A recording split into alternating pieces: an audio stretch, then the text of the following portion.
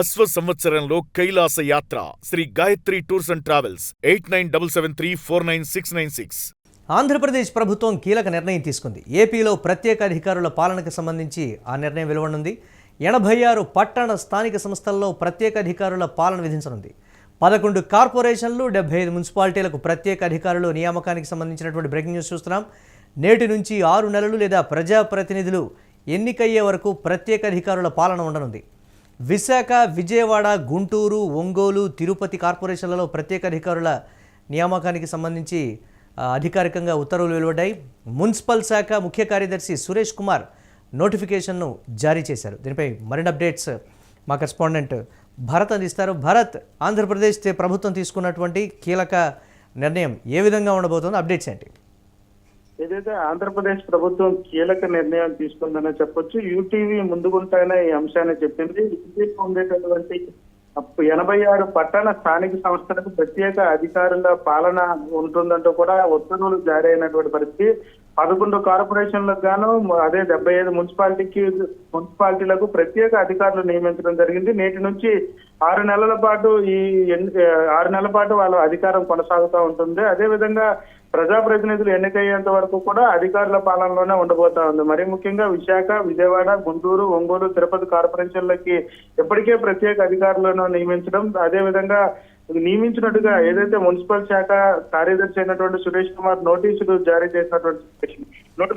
చేసినటువంటి పరిస్థితి. అయితే మరీ ముఖ్యంగా యూటీవీ ముందుకుంటానే చెప్పింది స్థానిక సంస్థల ఎన్నికలు కానీ కార్పొరేషన్ ఎన్నికలు కానీ ఇప్పుడప్పుడే ఉండబోదంటూ కూడా చెప్పడం అంటూ జరిగింది. ఈ నేపథ్యంలోనే ప్రభుత్వం ఆ దిశగానే అడుగులు పడినటువంటి పరిస్థితి. ప్రత్యేక అధికారులను నియమించడం జరిగింది. అయితే ప్రత్యేక అధికారుల పాలన 6 నెలల పాటు ఉండేటటువంటి అవకాశం ఉంటుంది. అయితే ఇక్కడ స్థానిక సంస్థల ఎన్నికలు జరగాలంటే ఖచ్చితంగా కులగణన చేయాల్సినటువంటి పరిస్థితి ఉంటుంది. కేంద్ర ప్రభుత్వం కులగణనను చేసిన తర్వాత కేంద్ర ప్రభుత్వానికి నివేదిక ఇవ్వడం, ఆ నివేదిక అనుగుణంగా కూడాను స్థానికులకు సంబంధించినంత వరకు ప్రాధాన్యతను ఏదైతే ఆ వార్డు కానీ ఆ ప్రాంతానికి సంబంధించినంత వరకు ఆ పంచాయతీకి కానీ అక్కడ ఉండేటటువంటి కులగణనల ఆధారంగా కూడాను కేంద్ర ప్రభుత్వం ఏదైతే ఎన్నికల నోటిఫికేషన్ జారీ చేసే అవకాశం ఉండబోతా ఉంది. అయితే ఇది కీలకంగా ఉన్నటువంటి నేపథ్యంలో పూర్తి స్థాయిలో కులగణన జరిగిన తర్వాత మాత్రమే ఏదైతే స్థానిక సంస్థలు కానీ కార్పొరేషన్లు ఎన్నికలు అవుతాయంటూ కూడా ఇప్పటికే యూటీవీ చెప్పినటువంటి నేపథ్యం. ఈ నేపథ్యంలో రాష్ట్ర ప్రభుత్వం కూడా ఆ దిశగానే అడుగులు పడినటువంటి పరిస్థితి. ప్రత్యేక అధికారులు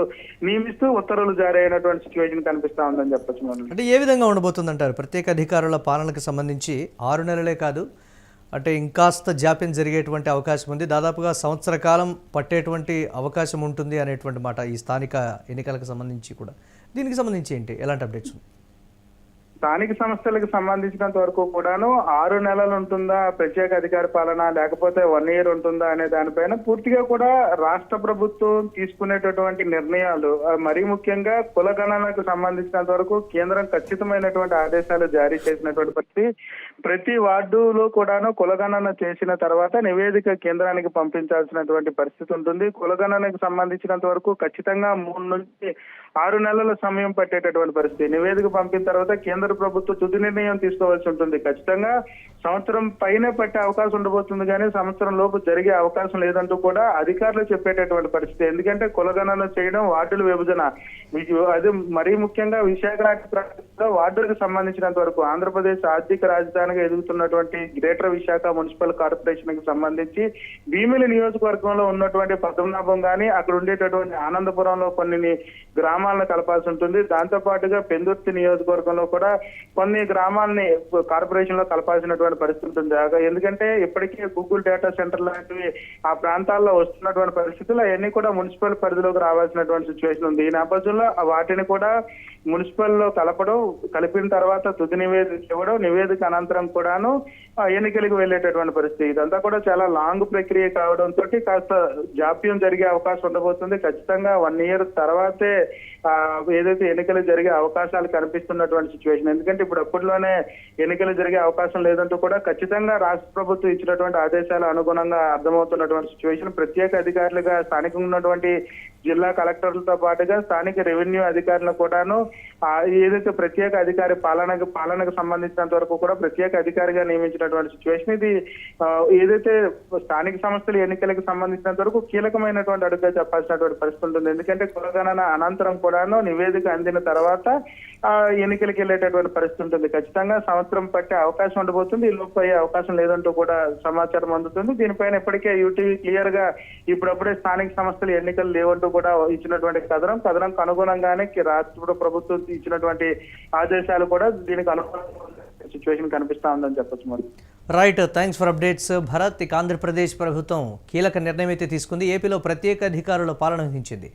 86 పట్టణ స్థానిక సంస్థల్లో ప్రత్యేక అధికారుల పాలన ఉండనుంది. 11 కార్పొరేషన్లు 75 మున్సిపాలిటీలకు ప్రత్యేక అధికారుల నియామకానికి సంబంధించి యూటీవీ స్క్రీన్ మీద ఎక్స్క్లూజివ్గా లిస్టును కూడా చూస్తున్నాం. నేటి నుంచి 6 నెలలు లేదా ప్రజాప్రతినిధులు ఎన్నికయ్యేంత వరకు ప్రత్యేక అధికారుల పాలన ఉండేటువంటి అవకాశం ఉంది. ముఖ్యంగా విశాఖ, విజయవాడ, గుంటూరు, ఒంగోలు, తిరుపతి కార్పొరేషన్లలో ప్రత్యేక అధికారుల నియామకం అయితే జరిగింది. ఇక మున్సిపల్ శాఖ ముఖ్య కార్యదర్శి సురేష్ కుమార్ ఈ నేపథ్యంలో నోటిఫికేషన్ జారీ చేశారు.